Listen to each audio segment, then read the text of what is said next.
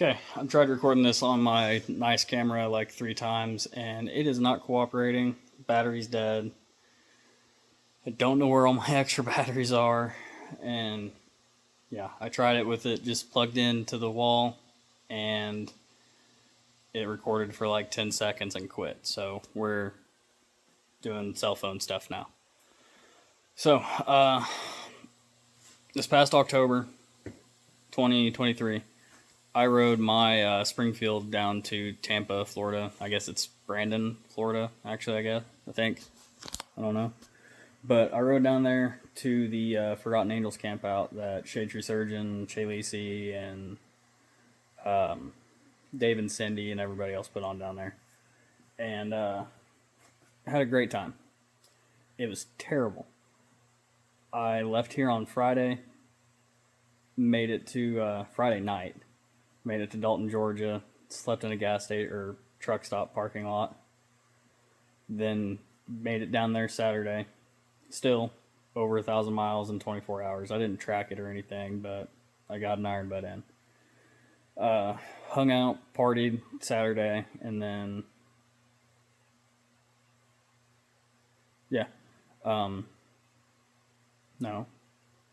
rode down on Thursday. Got there Friday, hung out, partied, had a good time, and then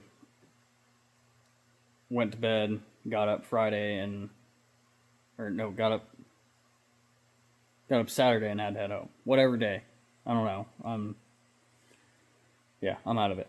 But had to head home, got caught in the rain on the way home, and it was miserable, like 40 degrees, and it was from Nashville all the way home. It was just pouring down rain, so about 6 hours on the road. I stopped and slept in a gas station parking lot in the middle of Kentucky, waiting for a break in the rain, and it slowed down to a drizzle by the time I woke up, so I decided to go ahead and ride the rest of the way. It was horrible, terrible, worst ride of my life. So happy I did it, because now I know I can. But because now I know I can so easily on that Springfield, I've got to make it harder. And I'm not just making it harder for me, I'm making it harder for my friends because I'm a dick. So, me, Eric, and Byron are all riding down there for the March camp out in 3 weeks. I am taking this 1969 Triumph Trophy custom chopper that I bought last year, year before maybe, I don't know. It's a death trap. It tried to kill me twice on the way home, but it didn't. It falls apart every time I ride it, and I love it. It's so much fun. So I'm going to ride it. Eric, a while back, bought, I believe his is a 73. I could be wrong. I'll figure it out. But it's another Triumph 650, just like this. I think his is actually a Bonneville engine. This one's a Tiger, or no, Trophy. His doesn't run. We've never heard it run. He's spent like a month out in his garage trying to make it run. Can't figure it out. So I'm going to go over there and completely rewire the bike and hopefully get it running. Then figure out what else is all wrong with it and fix that in the 3 weeks before we go down. If that doesn't work, he has a 74, I believe, Sportster that's been chopped up and it's pretty ratty, so we'll have to go through it too if the Triumph falls through. And then Byron, he's going to be riding not the boomer barge here, the Softail behind it. Oh yeah, there. I'm not good at this camera stuff, but yeah, Softail, this one right here. It's a 93 Heritage Softail, nostalgic, whatever. That was customized by a pretty good friend of me and my dad's, and then he sold it to me. So, yeah, we need to replace riser bushings and the shifter peg on that bike before we go. But other than that, it shouldn't need anything. It's a pretty solid bike. But let's get to what I need to do to my Triumph. The wiring, I just half-assed real quick, so it's kind of all over the place and looks crappy. Sorry, I'm waving my hand in front of the camera. But, yeah. I want to redo a lot of the wiring, get it ran nice and neat, looking good. I'm going to redo this paint if I have time. Just because, like, I'm going to do the same thing, but I want to do it better. And I want the Triumph logo here on the side of the tank. Probably noticed something's missing there. I'm getting ready to build a seat. The seat that was on this bike when I got it just really sucks. It's really small and digs into my tailbone, so I'm gonna make a better one. Then I need to build a support bracket for this exhaust. This isn't the exhaust that was on it when I bought it. I saw this exhaust on Lowbrow Customs and really like it, so I had to buy it because I'm really good at impulse buying. Chain is relatively new, so just lube it up before we go. Figure out what I can adjust with the brakes so they don't suck as bad, because this one doesn't have front brakes, only rear brakes. These tires, while they still have quite a bit of tread left, they're old and I don't know that I trust them. So it would make me feel better if I put new tires on it. And then last thing, not a huge deal, but this headlight bracket and the headlights on this bike I don't like. I wanted LEDs on it just to be brighter because I do a lot of riding at night, but I'm just not happy at all with the look of these, and even if you move them up they still look terrible. So yeah, we're gonna do something different there, and I'm going to build the mount for the new headlight out of aluminum so I can polish it. Just to, like, I'm not a real big chrome and polished aluminum and all that stuff guy, but there's enough of it on this bike I can't really get away from it without completely redoing everything and sending a lot of stuff off to get powder coated or buying the stuff to Cerakote parts. So we're just going to go with the polished and everything. Which brings me to the seat. This is a piece of 1/8 inch thick 5052 aluminum. Bought this for a fuel cell I built, and I have quite a bit left over. There's 2 or 3 pieces a little bit bigger than this. There's 1 piece smaller than this. And then that is a, I think, 3 foot by 4 foot sheet. So I need to get rid of some aluminum. So I'm going to build a king and queen seat, so I'll be able to haul all my camping gear on the back, because that's basically all a back seat on a bike that I own is good for, just hauling shit. Then I'm also going to get a pretty big lithium ion deep cycle battery. I think I'm going to go with a 50 amp hour. And I'm going to have it wired into the taillight circuit on this bike with a toggle switch, so while the bike's running I can have that switch on and the bike will charge that battery. And then when I park the bike I can flip that switch off and the lights won't drain the battery. No, I could do that with diodes and shit, but I don't want to deal with all that. I want to keep this thing simple. So yeah, I say that, but I've also got some pretty cool ideas for taillights that I might do now. I might wait and do that later. But yeah, man, I say a lot. But yeah, king and queen seat. I'm gonna have that battery mounted in a removable box because I don't want it to be on there all the time. There's no point. I'm not planning on doing a lot of big trips on this bike.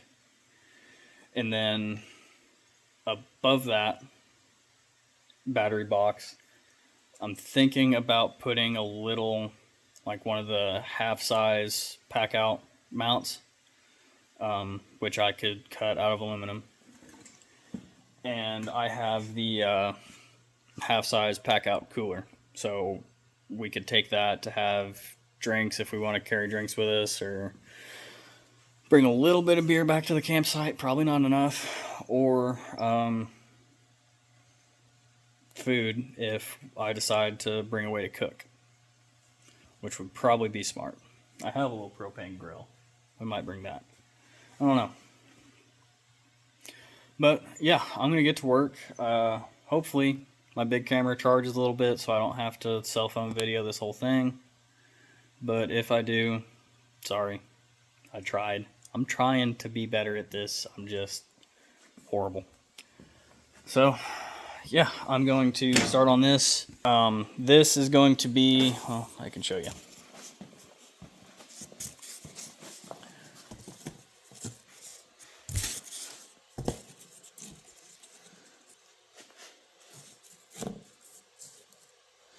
Okay, yeah, that part is going to sit right there. I know it looks goofy, it looks lopsided, but that is just how the frame kind of is on this bike for some reason. I don't know why it's like that. But yeah, it's not like centered. I don't know. But I'm going to build the seat to match it. So yeah. That is going to be the like base. And then I'm probably going to, I have a slip roller over there from a Harbor Freight. It's a press brake, slip roller, and shear all in one. Probably going to roll a piece to go with that fender. And then figure out how far forward I need to sit, or I want to sit.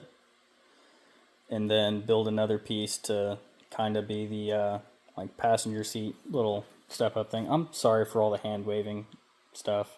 I'm used to the big camera, but it wants to be a turd. Yeah, so build that piece.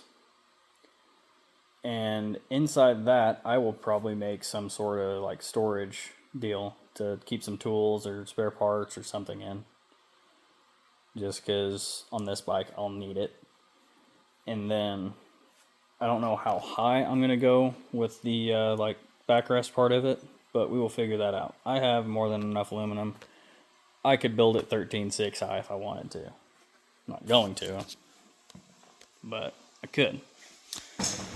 But yeah, I'm going to get to work. I'll let that camera charge for a little bit and see if it'll cooperate.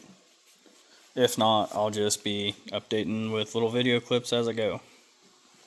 Okay, I cut my first piece out. I just used the plasma cutter over there, right there. Because I didn't want to take forever using the circular saw and have little bitty chunks of aluminum all over the place again. And yeah, the cut is pretty sloppy. It's rough. I was shaky. I haven't used the plasma cutter in forever. This side I did a little better, but still not perfect. But that's the first piece. If you're trying to do this, you can use an angle grinder, or when I built my fuel cell, I literally just used this circular saw that just got aluminum shavings all over me. But it's just a normal circular saw you'd use to cut 2x4s with. It just has a metal cutting blade in it. And they make blades to cut steel and aluminum. So you can do this without the fancy plasma cutter, although that's about as cheap as you can go with a fancy plasma cutter. It's a titanium 45 from, or titanium plasma 45 from Harbor Freight. All of my welding machines and everything are from Harbor Freight. So I'm going to be using the Vulcan ProTig 205, that one there on the end. to weld these pieces together to make this, but that's because I'm using aluminum. If I was doing it with steel, I'd probably just use the MIG just to make it easier and faster, because you're not going to see any of these welds anyway. So, got that piece. There is a hump in it right here that, who cares about the paint? I'm repainting it anyway. This hump right here, I'm going to have to form the seat pan over. So, there's two ways I can do that. I can either hammer it on the bike, or I could hammer it off the bike with, I've got a sandbag to shape metal with. I don't know where that's at. I'm going to need it here in a little bit probably, but I have one. I think I'm going to hammer this on the bike because I really don't care about the paint there. So I can get it shaped, and then use a grinder with a flap wheel on it to get the final shape on this piece, and drill a hole, bolt it down where it's going to go, and that part will be done, and I can start working on the curve that's going to follow the fender. And I've been thinking, and I might just ditch that fender. The only thing I'd be worried about completely getting rid of the fender is it throwing stuff up in the voltage regulator there. But I don't really think that'll happen. So, I don't know. Or I might just chop the fender right there above where it bolts at. So just chop it like level with the frame there. And then just that piece will be there to keep it from throwing stuff forward. And then the seat will be there to like actually be the fender behind me. And that way I could go up a little bit farther and have it go to like center of the axle, because this one, it's just barely in front of the center of the axle. So I could go right to the center of the axle, or maybe a little bit past. So I don't know yet. We'll figure that out. But yeah, let's keep going on seat stuff. Alright, so I've been just kind of working away at this thing, shaping it. One thing about working with aluminum, if you're used to working with steel, and like shaping metal, you have to like anneal steel to be able to shape it, or make it easier to shape it. You do that by heating it up and letting it cool down slowly at a controlled rate. Aluminum is the exact opposite. You anneal aluminum like you heat treat steel. So you heat it up to a certain temperature and then quench it. One trick I've heard you can use to know how hot to heat it is get a candle and burn a candle under it and let the soot from the candle get on the aluminum, and then heat the other side of the aluminum. And when the soot from the candle burns off, apparently that's about the right temperature to quench the aluminum to anneal it. I just heat the shit up and either dunk it in a bucket of water or pour a bucket of water over it, and it seems to work for me. But might not work for you. Maybe it will work for you, and if it does, that's great. If you decide just to use steel instead of aluminum, you're probably smarter than me, because that'd be way easier. I like doing shit difficult though. But let's look at what I have done. So there is the base. It is really rough hammer marks and stuff, but that will mostly be covered by leather, so I'm not super worried about it.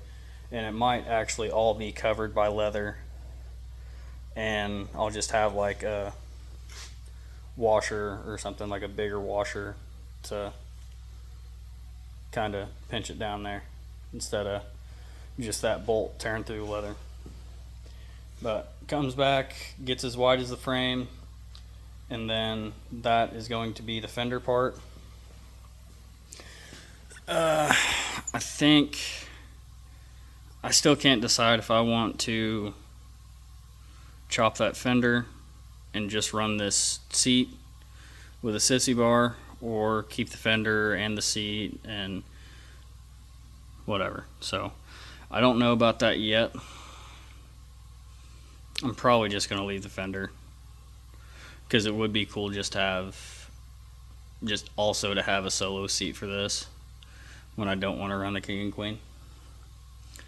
So I may do that.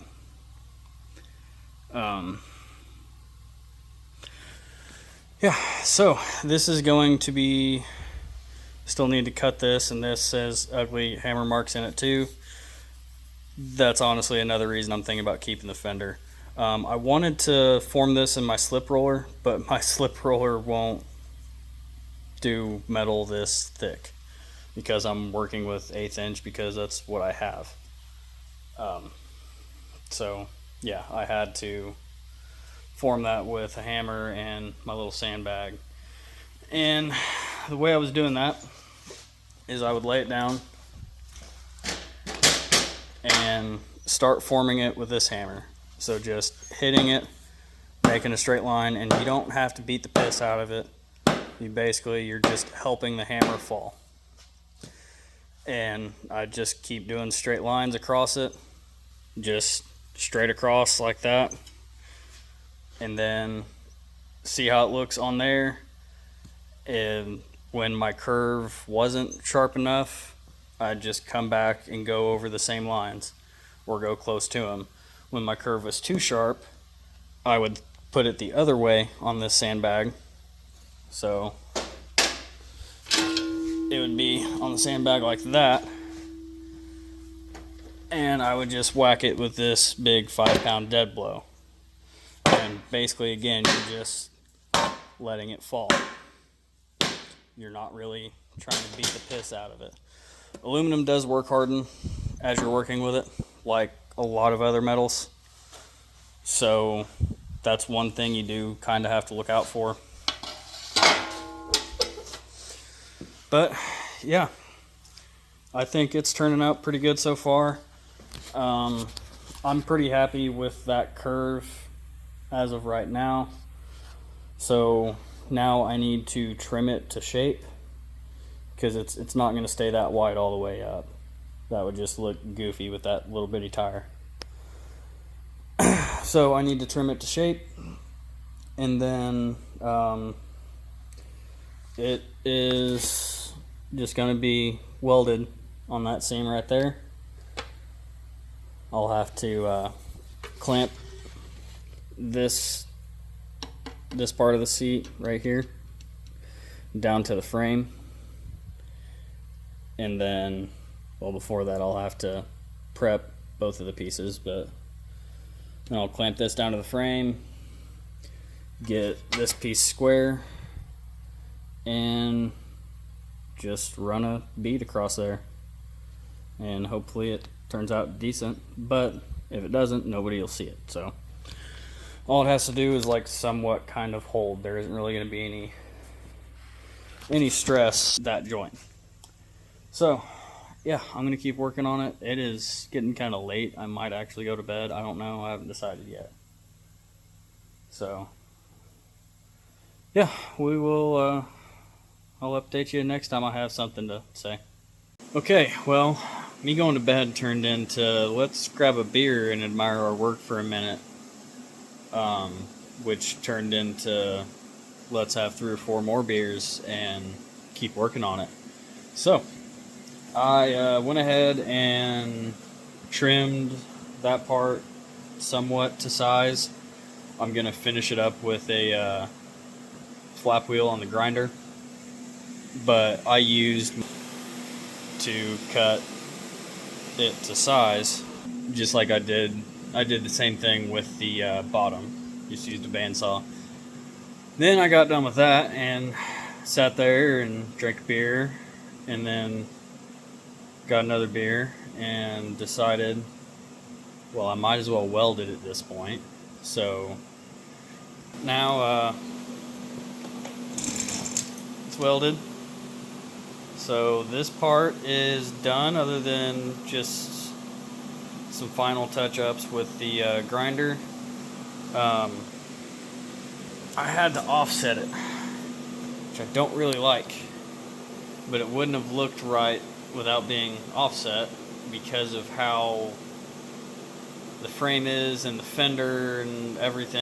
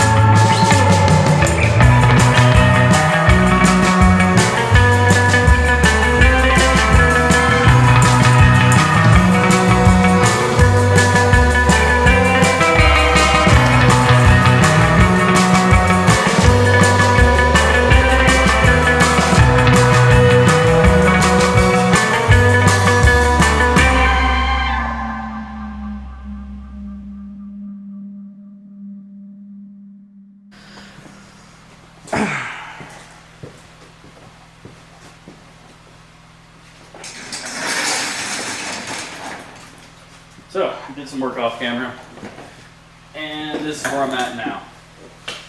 So I've got the sides closed in, and basically this part is done.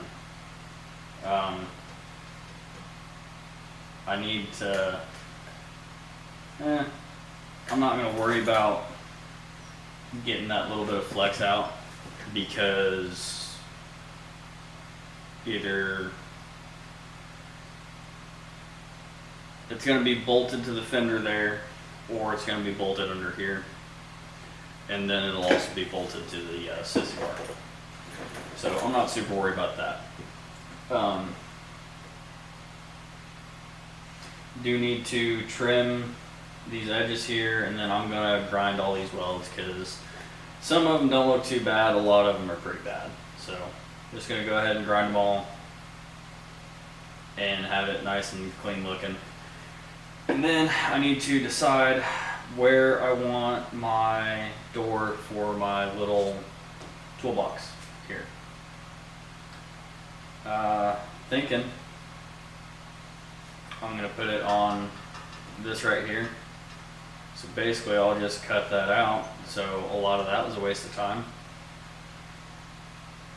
But I'll cut that out and cut a plate that's just a little bit bigger than that, so it would lay flat, or probably just the width of this, maybe, I don't know, I'll figure that out. But cut a plate to set down on there, and then